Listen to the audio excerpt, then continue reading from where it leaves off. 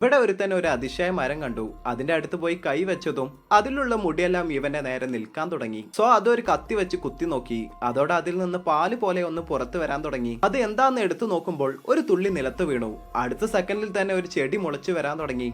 ആ ചെടി എടുത്ത് മണത്തു നോക്കുമ്പോൾ ഇവൻ സ്വർഗത്തിൽ തന്നെ എത്തിയ പോലെ ഫീൽ ആകാൻ തുടങ്ങി.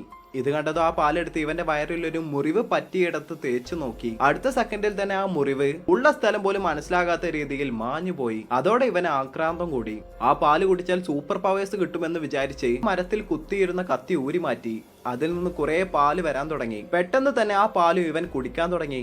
ഇവൻ കുടിച്ചുകൊണ്ടിരിക്കുമ്പോൾ തന്നെ ആ മരത്തിൽ നിന്ന് ഒരു വെളിച്ചം വരാൻ തുടങ്ങി. അത് കണ്ടത് ദൈവം തന്നെ നേരിൽ വന്ന് അനുഗ്രഹിക്കുകയാണെന്ന് വിചാരിച്ചു. എന്നാൽ തെറ്റിപ്പോയി. വയറുവേദന വന്ന് നിലത്ത് വീണു. ഇവൻ മുറിവിൽ പാല് തേച്ച സ്ഥലത്ത് നിന്ന് ചെടി മുളച്ച് പുറത്തു വരാൻ തുടങ്ങി. കൂടാതെ കുടിച്ചതുകൊണ്ടും ഇവന്റെ ബോഡിയിൽ ഫുള്ളായി ചെടി മുളച്ച് ഇവൻ ഒരു മരമായി മാറി.